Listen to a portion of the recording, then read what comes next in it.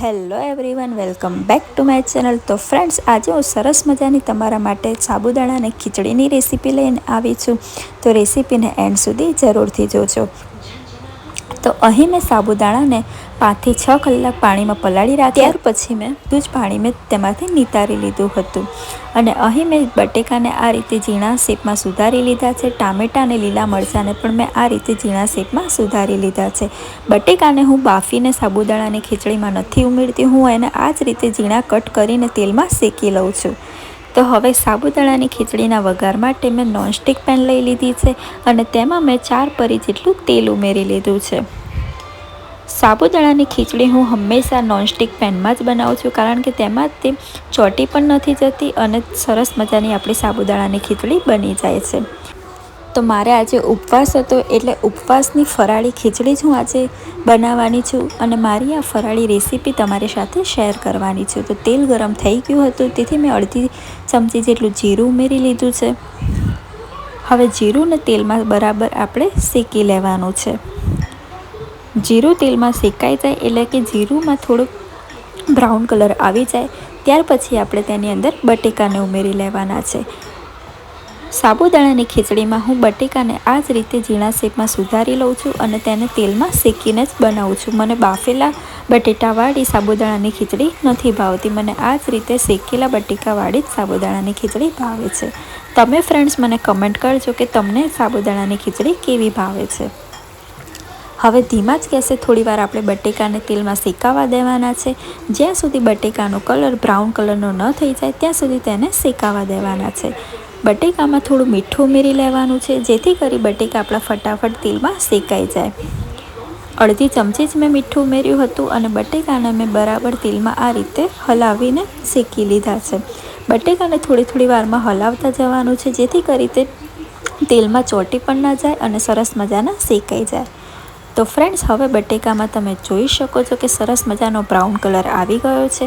તો હવે આપણે બટેકાની અંદર લીલા મરચાં ઉમેરી લેવાના છે, મીઠો લીમડો ઉમેરી લેવાનો છે અને ટામેટાં ઉમેરી લેવાના છે. તો મેં મીઠો લીમડો, ટામેટાં અને લીલા મરચાંને ઉમેરી લીધા છે. ટામેટાં અને લીલા મરચાં પણ આ રીતે ઝીણા શેપમાં જ સુધારી લેવાના છે. જેટલું આપણે શાકભાજી વ્યવસ્થિત સુધારેલું ઉમેરીએ છીએ કોઈ પણ રસોઈ બનાવીએ ત્યારે, તો તે આપણી રસોઈ ખૂબ જ સરસ બને છે. હવે મેં અડધી ચમચી હળદર અને અડધી ચમચી ધાણા જીરું ઉમેરી લીધું છે અને ત્યાર પછી થોડી હળદર ઉમેરીને મેં બરાબર તેને મિક્સ કરી લીધું છે. હળદર મેં થોડી વધારે ઉમેરી છે, કારણ કે આપણે એકદમ વ્હાઈટ નથી બનાવવાની સાબુદાણાની ખીચડી, થોડી પીળી જ બનાવવાની છે. મેં અહીં લાલ મરચું નથી ઉમેર્યું, તેના માટે આપણે હળદર થોડી વધારે ઉમેરી લેવાની છે. હવે થોડું પાણી ઉમેરી લીધું છે, જેથી કરી આપણા ટામેટાં પણ સરસ મજાના તેલમાં શેકાઈ જાય.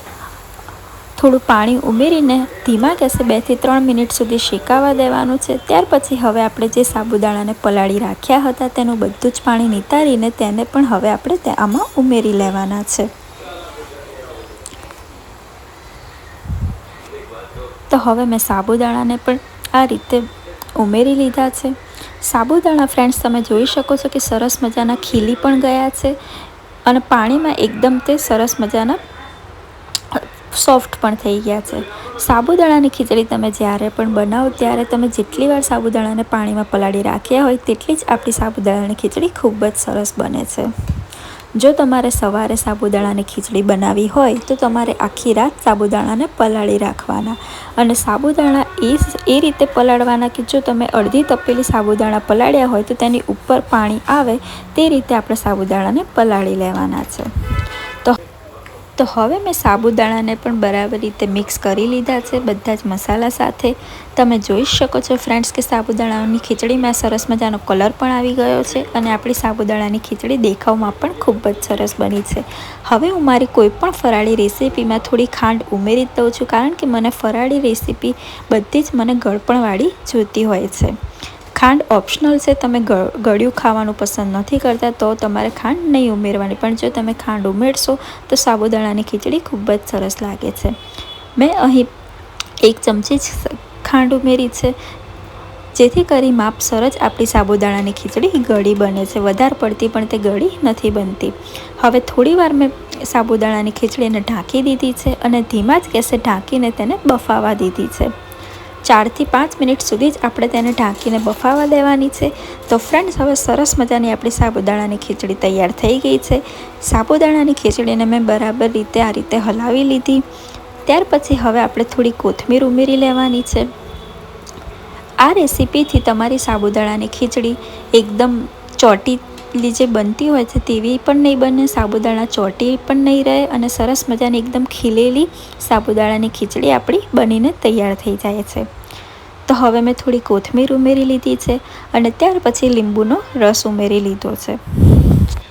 લીંબુનો રસ અને ખાંડ બંને જ્યારે કોઈ પણ ફરાળી રેસીપીમાં તમે ઉમેરો છો તો તે ખૂબ જ સરસ જ બને છે, કારણ કે ગળપણ અને ખટાશ જ્યારે હોય છે ત્યારે કોઈ પણ તમે ડીશ બનાવો તે ખૂબ જ સરસ બને છે। તો ફ્રેન્ડ્સ, મારી સરસ મજાની એકદમ ખીલેલી સાબુદાણાની ખીચડી તૈયાર થઈ ગઈ છે। હવે મેં ગેસ બંધ કરી દીધો છે અને ખીચડીને થોડીવાર ઢાંકીને એમનામ મૂકી દીધી છે। તો ફ્રેન્ડ્સ, હવે સરસ મજાની આપણી સાબુદાણાની ખીચડી મેં પ્લેટમાં લઈ લીધી છે અને સાબુદાણાની ખીચડી જોડે મેં તીખો ચેવડો લીધો છે। ચેવડો હું હંમેશા આ રીતે થોડો ઉપર સાબુદાણાની ખીચડી ઉપર આ રીતે ભભરાવી દઉં છું અને તેની સાથે જ હું સાબુદાણાની ખીચડી ખાઉં છું।